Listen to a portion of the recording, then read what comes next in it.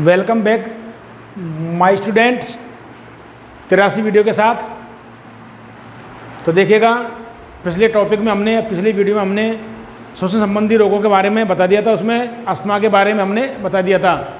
उसी कड़ी को आगे चलते हुए अगला रोग है आपके दूसरा ब्रोंकाइटिस या श्वसनी शोथ। दूसरा रोग है श्वसन संबंधी रोग श्वसनी शोथ से बोलते हैं ब्रोंकाइटिस। ब्रोंकाइटिस अंग्रेजी में BRONCHITIS ब्रोंकाइटिस। तो देखिएगा, सबसे पहले ये रोग है, इसका कारण कैसे होता है, ये किस कारण से होता है। तो सबसे कारण है इसका, यह रोग धूम्रपान के कारण होता है। यह रोग धूम्रपान के कारण होता है। जो व्यक्ति धूम्रपान करते हैं उनमें ज़्यादातर ये रोग पाया जाता है। देखिएगा, तो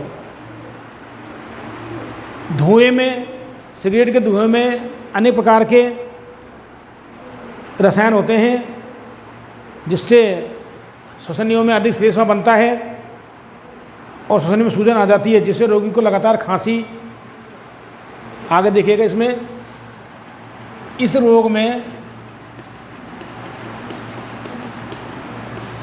रोग में सिगरेट के धुएं में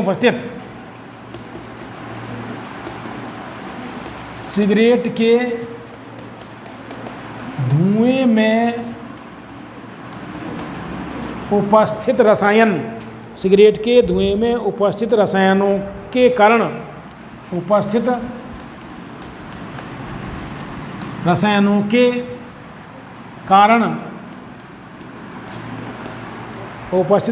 के कारण अधिक मात्रा में श्लेष्मा बनने से अधिक मात्रा में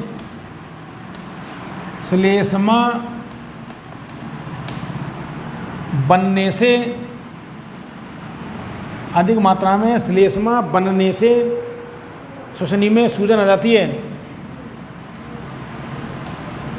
श्वसनी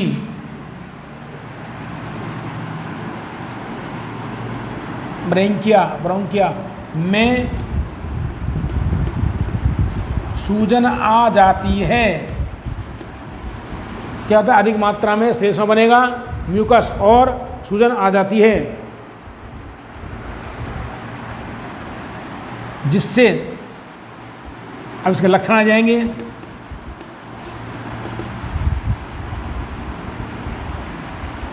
ध्यान देना, श्वसनी में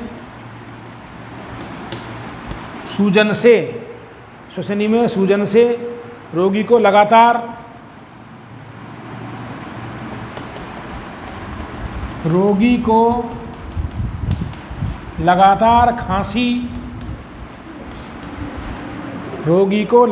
खांसी, अत्यधिक श्लेष्मा,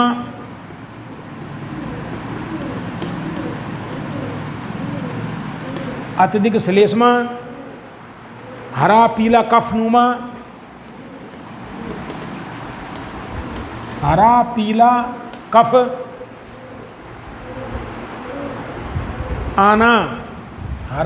कफ आना और श्वास लेने में कठिनाई होना। और दूसरा है श्वास लेने में कठिनाई होना। ध्यान देना कि सिगरेट के धुएं में उपस्थित रसायन के कारण अधिक मात्रा में श्लेष्मा बनता है, जिससे श्वसनी में सूजन आ जाती है इस रोग में। तो धूम्रपान इसका मुख्य कारण है। तो ध्यान देना, धूम्रपान जैसे सिगरेट में निकोटीन वगैरह अधिक मात्रा में, कैफीन, निकोटीन ये पाए जाते हैं उसके धुएं में, तो ये हमारे श्वसन तंत्र को काफ़ी नुकसान पहुंचाते हैं। श्वसनियों में सूजन आने से अधिक श्लेष्मा स्थगित होता है, रोगी को लगातार खांसी वगैरह आती रहती है। और हरा पीला कफ आता है, अधिक स्ट्रेस में बनता है, जिससे रोगी को सांस लेने में कठिनाई होती है। इसका उपचार देखें। उपचार या उपाय, बस धूम्रपान नहीं करना चाहिए। सबसे पहले इस रोग से बचने के लिए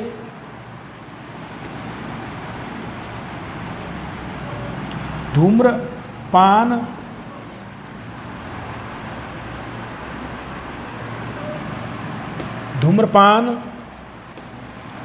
नहीं करना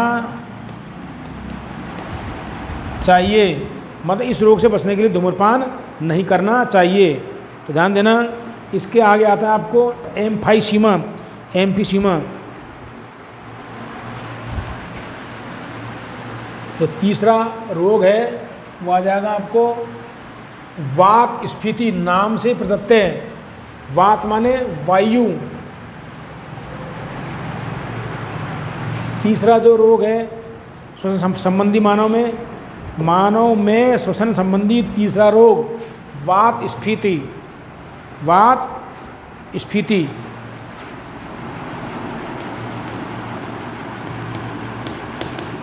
वात स्फीति इसे बोलते हैं एम्फाइसीमा या सेमा, इंग्लिश में EMPHYSEMA, एम्फीसीमा या एम्फाइसीमा, वात स्फीति रोग। कारण ध्यान देना कि इस रोग का कारण क्या है। ध्यान देना, इस रोग का मुख्य कारण अत्यधिक धूम्रपान। इस रोग का मुख्य कारण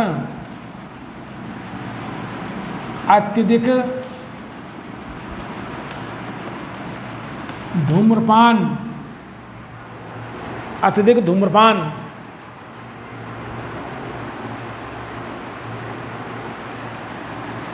है।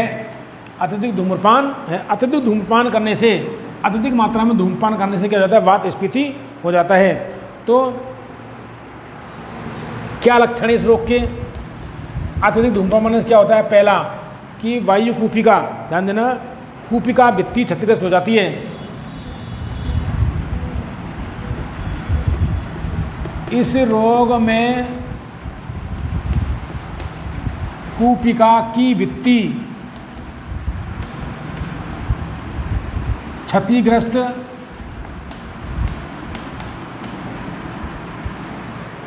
कूपिका की भित्ति क्षतिग्रस्त हो जाती है।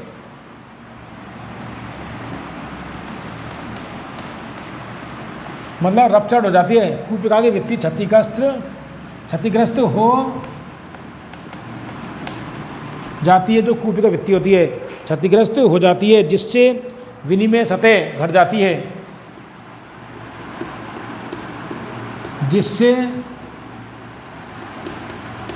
विनिमय किसका? गैसों का आदान प्रदान, O2 CO2 का आदान प्रदान, विनिमय की सतह घट जाती है। जिससे विनिमय की सतह घट जाती है। इसमें आगे है फेफड़ों की प्रत्यास्थता। फेफड़ों की प्रत्यास्थता घट जाती है। फेफड़ों की प्रत्यास्थता कम हो जाती है या घट जाती है, कम हो जाती है, कम हो जाती है। जिससे उच्च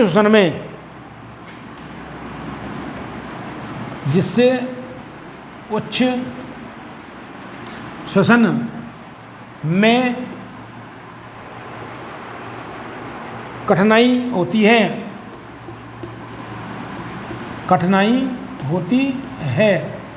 तीसरा देखें आप,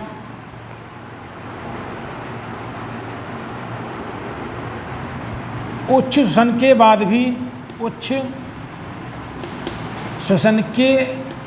बाद भी फेफड़ों में वायु भरी होती है। फेफड़ों में वायु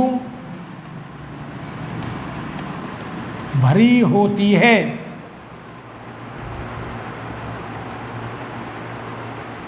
तो इन लक्षणों के कारण सांस लेने में कठिनाई होती है। और उपचार में वही धूम्रपान से दूर रहना चाहिए, धूम्रपान से दूर रहना चाहिए। और दूसरा देख लीजिए आप, कौन सी, एंटीबायोटिक और ब्रोंकोडायलेटर दवाओं का उपयोग करना चाहिए। एंटीबायोटिक और ब्रोंकोडायलेटर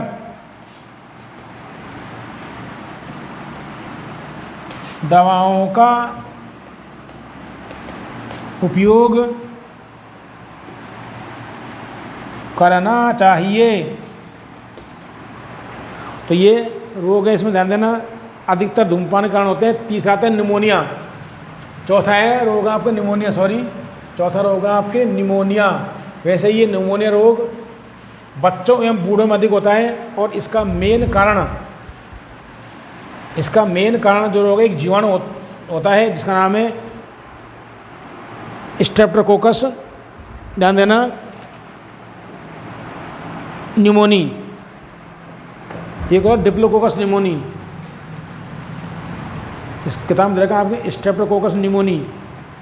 तो चौथा रोग हो गया आपके न्यूमोनिया। ध्यान देना, पी साल पर PNUMIA, न्यूमोनिया। तो कारण,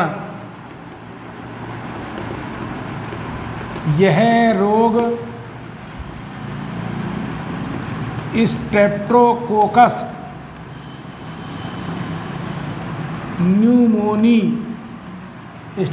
न्यूमोनी नामक जीवाणु के कारण होता है। स्ट्रेप्टोकोकस नामक जीवाणु के कारण होता है। स्ट्रेप्टोकोकस नामक जीवाणु द्वारा, क्यों लिखो आप इसको, यह रोग स्ट्रेप्टोकोकस न्यूमोनिया नामक जीवाणु द्वारा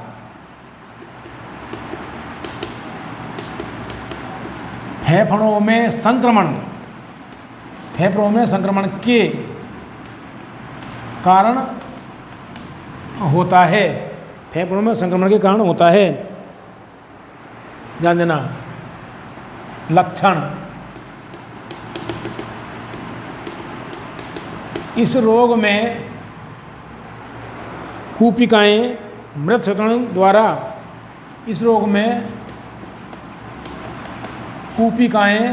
मृत श्वेताणु WBC, मृत श्वेताणुओं एवं तरल द्वारा भर जाती हैं।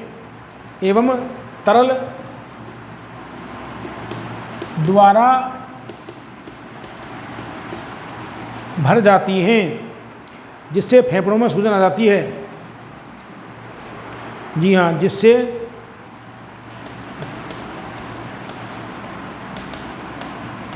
फेफड़ों में सूजन आ जाती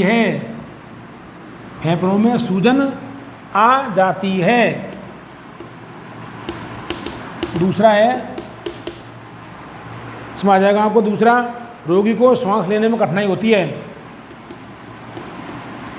रोगी को श्वास लेने में कठिनाई होती है।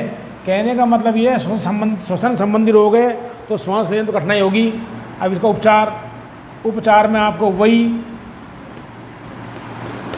एंटीबायोटिक दवा क्या लेनी चाहिए, एंटीबायोटिक दवा और ब्रोंकोडायलेटर का उपयोग करना। एंटीबायोटिक एवं ब्रोंकोडायलेटर दवाओं का उपयोग करना चाहिए। अब आता है आपके पांचवा, फेफड़ों का कैंसर।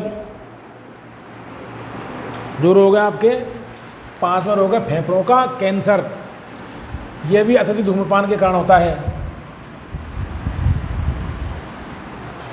फेफड़ों का कैंसर।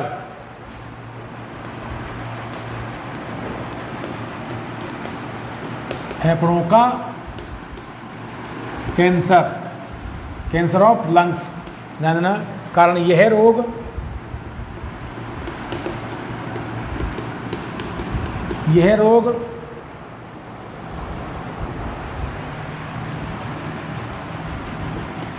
धूम्रपान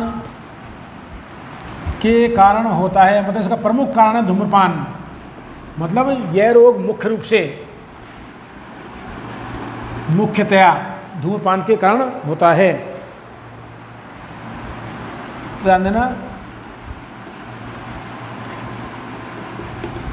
सिगरेट के धुएं में उपस्थित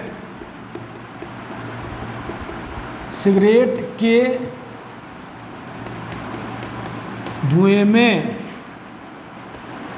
उपस्थित रसायन कैंसर कारक होते हैं। उपस्थित रसायन कैंसर कारक होते हैं। कैंसर कारक होते हैं।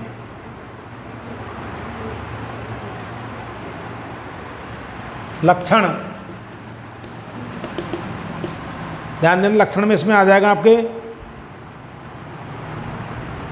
इसके धुएं से, मतलब सिगरेट के धुएं से या इसके धुएं से श्वसनियों की उपकला, श्वसनियों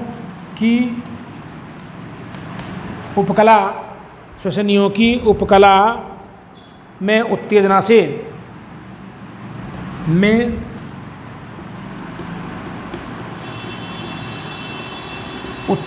से अनियंत्रित कोशिका विभाजन, अनियंत्रित कोशिका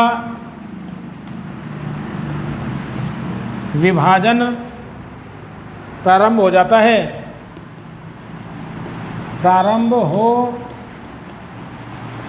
है। जिससे फेफड़ों का कैंसर हो जाता है। जिससे फेफड़ों का कैंसर हो जाता है।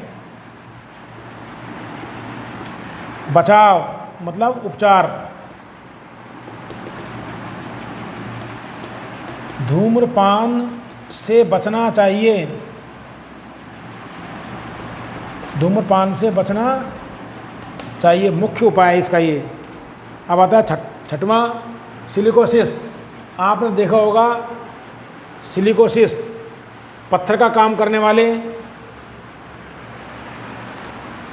लोगों में ये ज़्यादा होता है क्योंकि सिलिका में रहते हैं हमेशा वे।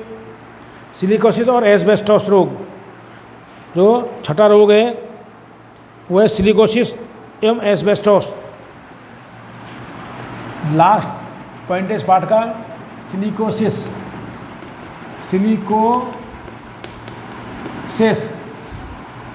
एवं एस्बेस्टोस।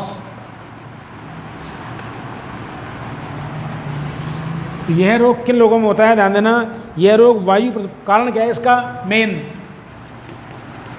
कारण? ये रोग वायु प्रदूषण के कारण होते हैं। ये रोग वायु प्रदूषण के कारण होते हैं। इनमें भी मतलब ऐसे श्रमिक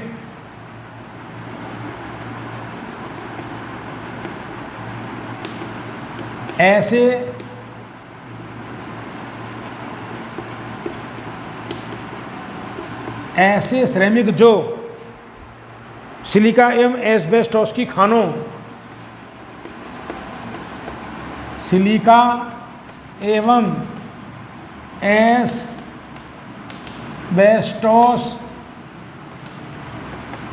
की खानों या कारखानों, एस्बेस्टोस की खानों या कारखानों में कार्य करते हैं उनमें यह रोग अधिक होने की संभावना होती है। उनमें यह रोग अधिक होने की संभावना होती है। मतलब वायु प्रदूषण का मुख्य कारण क्या है? एस्बेस्टॉस एवं सिलिका की खानों में काम करने वाले रोग इस रोग से अधिक ग्रसित होते हैं, क्योंकि श्वास के साथ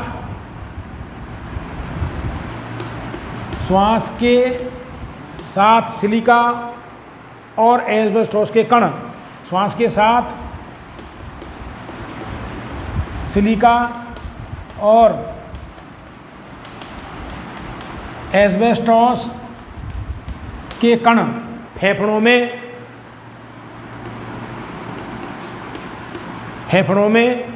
चले जाते हैं और इसके ऊपरी भाग में तंतु में ऊतकों में वृद्धि करते हैं और उनके ऊपरी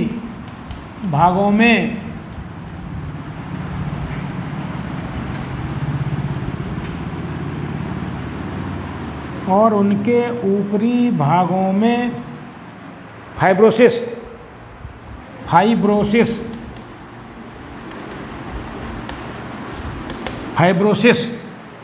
मतलब इसमें आ जाएगा आपके तंतु में ऊतक में वृद्धि, तंतुमय ऊतक में वृद्धि मतलब तंतु में ऊतकों में वृद्धि तथा सूजन उत्पन्न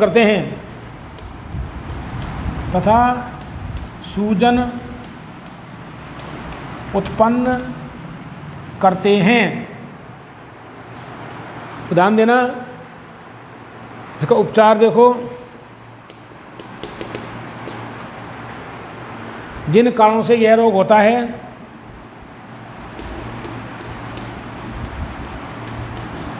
जिन कारणों से ये रोग होते हैं उनसे बचना